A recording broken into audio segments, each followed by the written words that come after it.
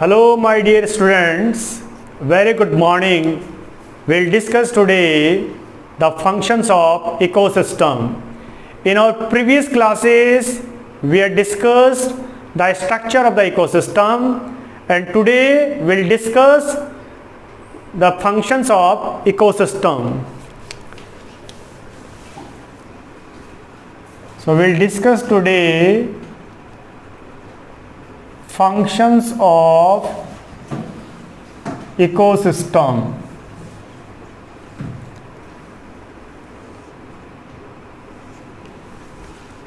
In the previous class we had discussed कि ecosystem क्या है, the relation between biotic components and abiotic components is known as ecosystem.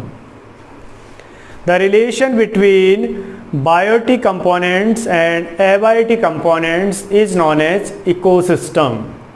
कि एक pond एक ecosystem है, एक माउंटेन एक इकोसिस्टम है, एक रिवर एक इकोसिस्टम है. Ecosystem is made up of biotic components and abiotic components. उसका हम स्ट्रक्चर डिस्कस कर चुके हैं.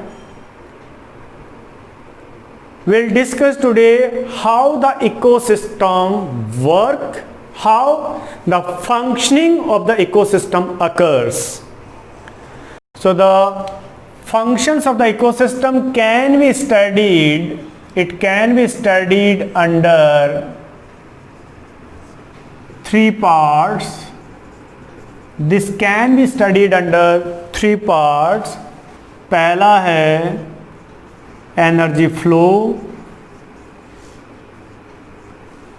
दूसरा है cycling of materials and that is also known as biogeochemical cycles. और थर्ड है इकोसिस्टम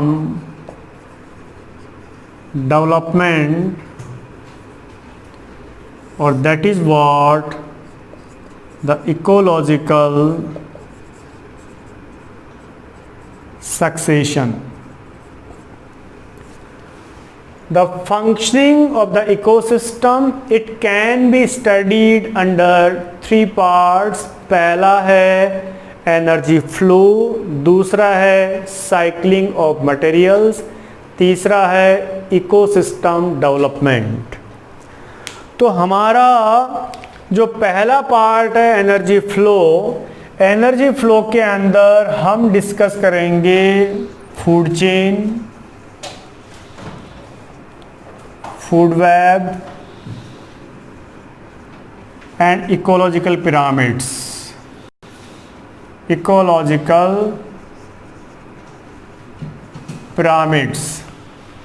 अब क्वेश्चन ये है कि आप सोच रहे होंगे कि सर फूड चेन क्या है, फूड वेब क्या है, इकोलॉजिकल पिरामिड्स क्या है. ये सब टॉपिक्स हैं, ये सब चैप्टर्स है. फूड चेन एक चैप्टर है, फूड वेब एक टॉपिक है, इकोलॉजिकल पिरामिड एक चैप्टर है. तो ये एक चैप्टर है, वन बाय वन कवर होते चलेंगे, और आपकी इकोलॉजी है वो कवर होती चलेगी. ये इकोलॉजी है भाई, इकोलॉजी है, ये साइंस है, साइंस है, इकोलॉजी है. It is the relationship between the various living organisms and there relation with the environment, that is what ecology. So in the energy flow we'll discuss food chain, food web and ecological pyramids. And in the cycling of materials, and that is what biogeochemical cycles, we'll discuss, for example, the nitrogen cycle, carbon cycle, oxygen cycle, oxygen cycle, water cycle etcetera. ये different cycles हैं. अब आप सोच रहे होंगे कि sir हमारी hero cycle यहाँ पे नहीं आई है, हमारी लेडीबर्ड साइकिल नहीं आई है. तो वो वाली साइकिल नहीं है, ये है नेचर में चलने वाले साइकिल्स दैट इज व्हाट कि नाइट्रोजन का एटमॉस्फेयर के अंदर परसेंटेज है 78%. How the percentage of nitrogen 78% is maintained in the atmosphere?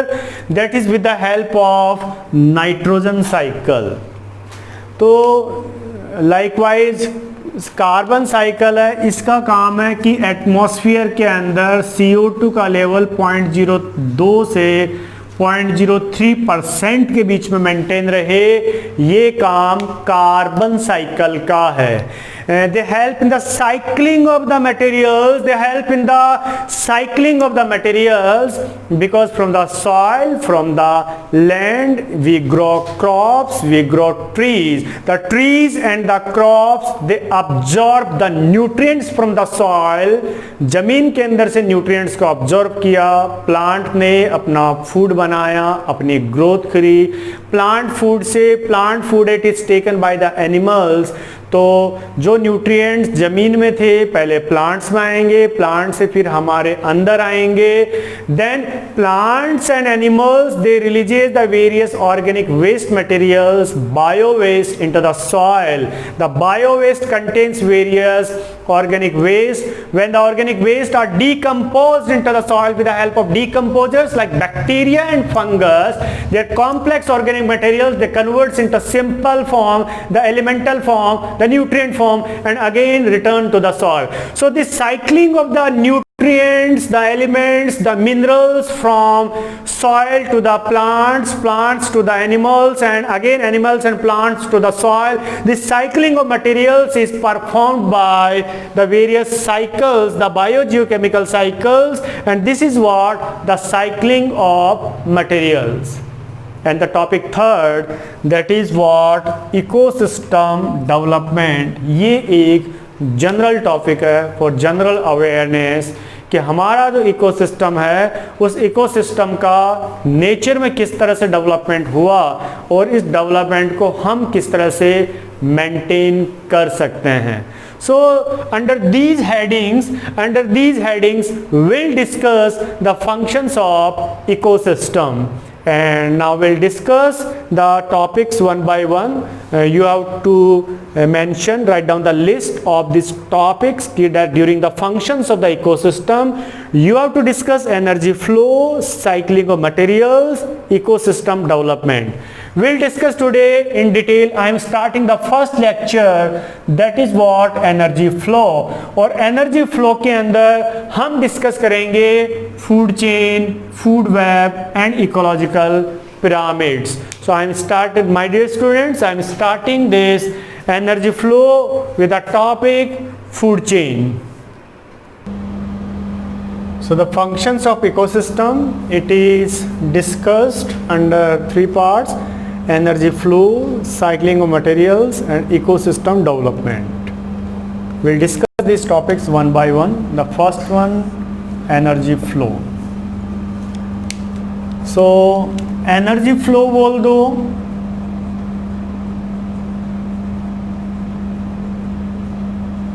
और या इसको ट्रॉफिक लेवल इंटरैक्शन बोल दो. ट्रॉफिक लेवल इंटरैक्शन बोल दो. अब यहां पे वर्ड आ गया है कि ट्रॉफिक लेवल्स क्या है. ट्रॉफिक लेवल्स क्या है?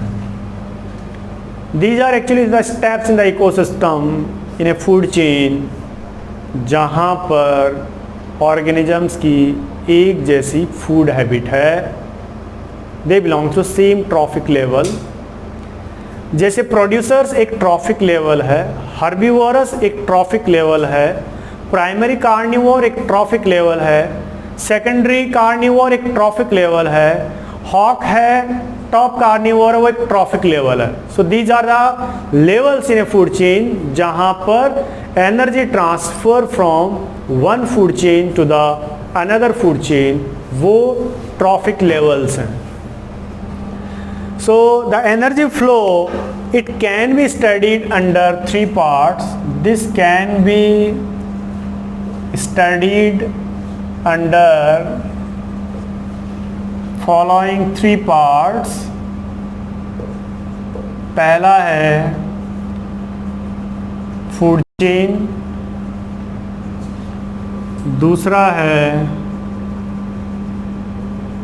फूड वेब और तीसरा है ecological pyramid. So the energy flow or the trophic level interaction, it can be studied under 3 parts, that is what food chain, food web and ecological pyramids. And the food chain, food web will discuss these one by one कि food chain होती क्या है, ये काम कैसे करती है, इनको हम वन बाय वन डिस्कस करते हुए चलेंगे। तो first will discuss food chain क्या है।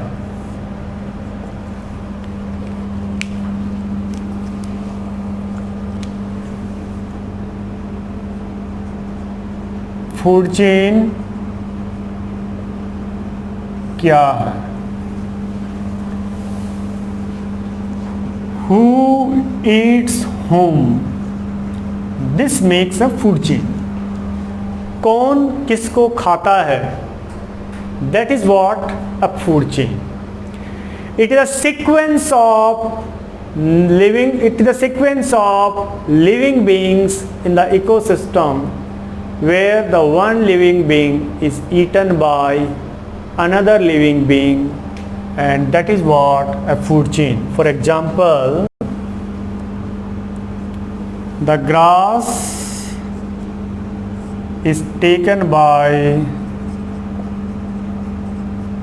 grasshopper, grasshopper is taken by frog, frog is taken by snake and the snake is taken by hawk. ये हमारा एक फूड चेन है। It is a sequence of living organisms that grass is eaten by grasshopper, grasshopper is eaten by frog, frog is eaten by snake and the snake is taken by hawk. ये हमारा एक food chain है। Who eats whom? घास को कौन खाता है? Grasshopper. Grasshopper को कौन खाता है? फ्रॉग। फ्रॉग को कौन खाता है? स्नेक। स्नेक को कौन खाता है? हॉक। हु ईट्स हुम, कौन किसको खाता है? This makes a food chain. और it is a sequence of living organisms where one organism is eaten by another organism and this is what a food chain. ये हमारा एक फूड चेन है। अब फूड चेन है, ये दो तरह का है, एक ग्रेजिंग फूड चेन है और एक डेट्रिटस फूड चेन है। वो हम लेटर और क्लासेस के अंदर डिस्कस करेंगे कि ग्रेजिंग फूड चेन्स कौन कौन सी होंगी और डेट्रिटस फूड चेन्स कौन कौन सी होंगी। पहले मैं आपको एक फूड चेन काम कैसे करती है हम उसके बारे में डिस्कस करेंगे। नाउ फूड चेन के अंदर जो एनर्जी ट्रांसफ़र है it is according to 10% law, क्योंकि हमने डिस्कस करना है एनर्जी फ्लो। तो एनर्जी फ्लो के प्रिंसिपल्स क्या है, इकोसिस्टम के अंदर एनर्जी फ्लो के सिद्धांत क्या है, क्या प्रिंसिपल्स है जिसके ऊपर एनर्जी का, ऊर्जा का फ्लो होता है। So that will discuss by the 10% law. So energy flow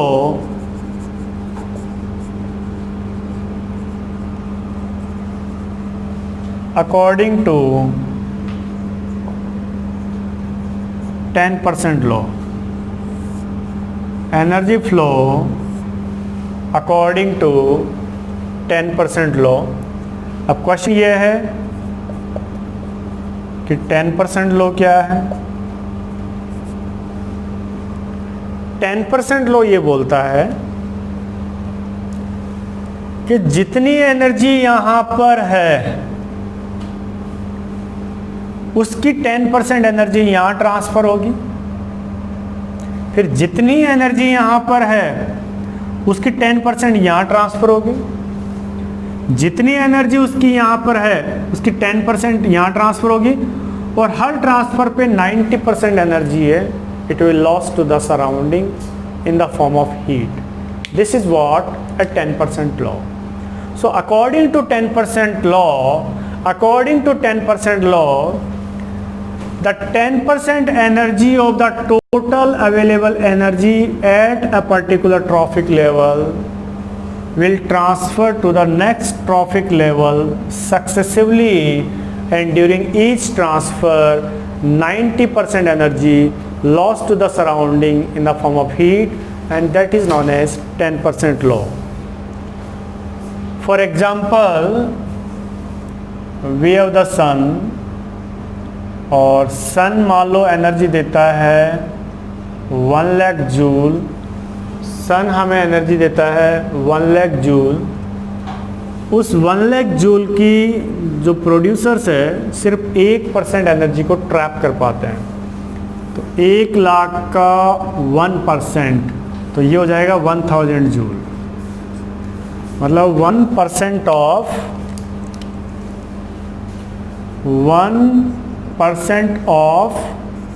1 lakh, तो वो आ जाएगा हमारा 1000 जूल।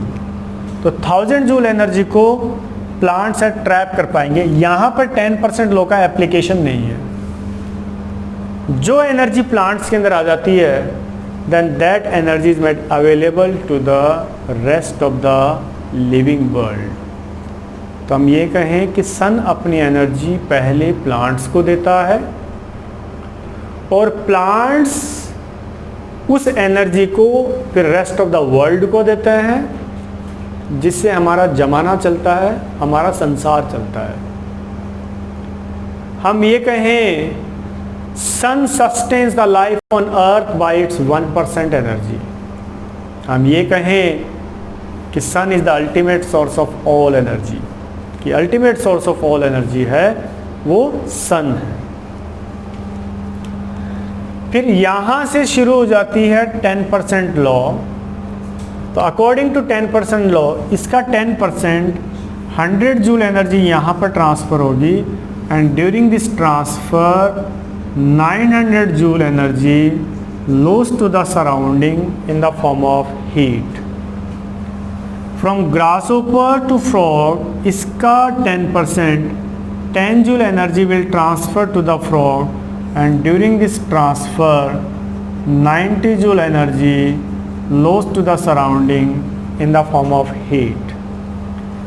फिर यहाँ से इसकी 10% एनर्जी है, it will transfer to the snake, and 9 joule energy it lost to the surrounding in the form of heat.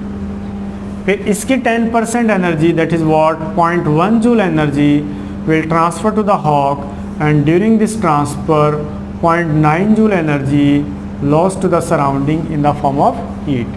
ये हमारा 10% law है। According to 10% law, the 10% energy of the total available energy in a particular trophic level transfer to the next trophic level successively, and during each transfer 90% energy lost to the surrounding in the form of heat, and this is what the 10% law. अब हम इस 10% law के applications discuss करेंगे। So will discuss the applications of law. इस law के application discuss करेंगे। पहला application है flow of energy unidirectional. Flow of energy unidirectional. The flow of energy in the ecosystem it is unidirectional. मतलब ये हुआ कि जो एनर्जी का ट्रांसफ़र होगा वो ग्रास से ग्रासहोपर में होगा, ग्रासहोपर से फ्रॉग में होगा, फ्रॉग से स्नेक में होगा, स्नेक से हॉक में होगा। आपने कभी सुना है कि घास है ग्रासहोपर को खा गई, या ग्रासहोपर है फ्रॉग को खा गया, या फ्रॉग है सांप को खा गया, या सांप है हॉक को खा गया? आपने कभी ऐसा सुना है? आपने सुना है चांद आपके वहाँ पे सोलन के अंदर की एक बकरी एक किसान को खा गई? किसान बकरी को काट के खा जाता है, लेकिन बकरी किसान को नहीं खाती। ठीक है, कहीं अभिषेक सर बोल दे कि सर हमारे कोटला नाला के पास में 2 मुर्गियां हैं, 3 कुक उनको खा गई। कभी आपने सुना ऐसा? ऐसा नहीं होता है। Because the flow of energy in the ecosystem it is unidirectional. It is unidirectional in one direction, that is because of 10% law. देखो, so why the flow of energy is unidirectional? इसका एक्सप्लेनेशन ये है कि that in the food chain energy transfer occurs according to 10% law, and according to 10% law, the 10% energy of the total available energy transferred to the next trophic level successively. During each transfer, the 90% energy lost to the surrounding in the form of heat that cannot be recaptured back. That's why flow of energy is unidirectional. आपको ये जो food chain हम बता रहे हैं, ये एक general assumption है, ये एक जनरल प्रेडिक्शन है कि मान लो एक इलाका है, उसके सारे प्लांट्स के अंदर 1000 जूल एनर्जी है, तो उनके ऊपर जो ग्रासहोपर सरवाइव करेंगे, उन सारे ग्रासहोपर की जो एनर्जी टोटल है वो 100 जूल है। हाँ, घास ग्रासहोपर को खा सकती थी अगर सारे ग्रासहोपर मिलके घास को जीने के लिए 1000 जूल एनर्जी दे, लेकिन सारे ग्रासहोपर मिलके 1000 जूल एनर्जी नहीं दे सकते, वो सिर्फ 100 जूल एनर्जी दे सकते हैं। Because during this transfer 900 joule of energy it lost to the surrounding in the form of heat, जिसको वापस रिकैप्चर नहीं कर सकते। And because of this the flow of energy is unidirectional. तो एक क्वेश्चन यहाँ पे ये बन जाता है। फिर दूसरा है, a food chain have limited number of trophic level. A food chain have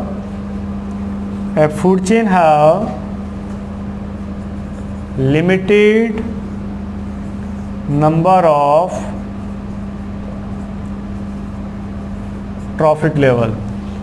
A food chain have limited number of trophic levels. मतलब इसमें है 1 2 3 4 5।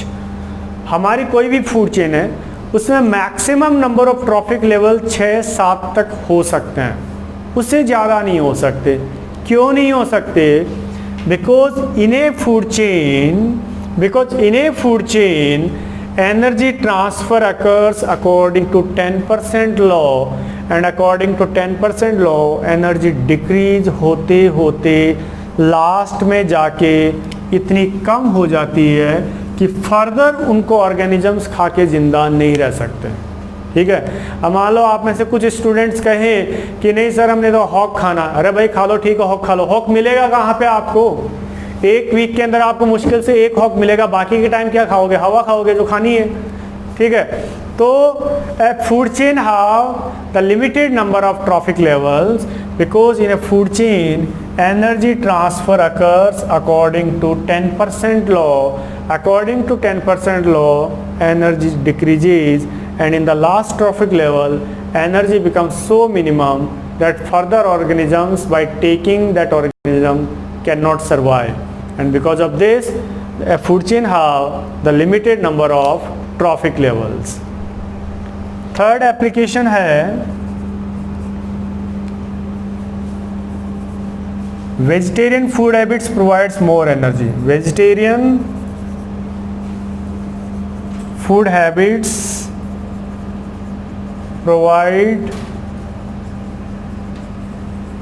मोर energy because in the vegetarian food habits the organism is more closer to the producers, and if the organism is more closer to the producers will get more energy, and that is according to 10% law. So this is all about the flow of energy through a food chain, and this is the one part of the topic energy flow. Thank you.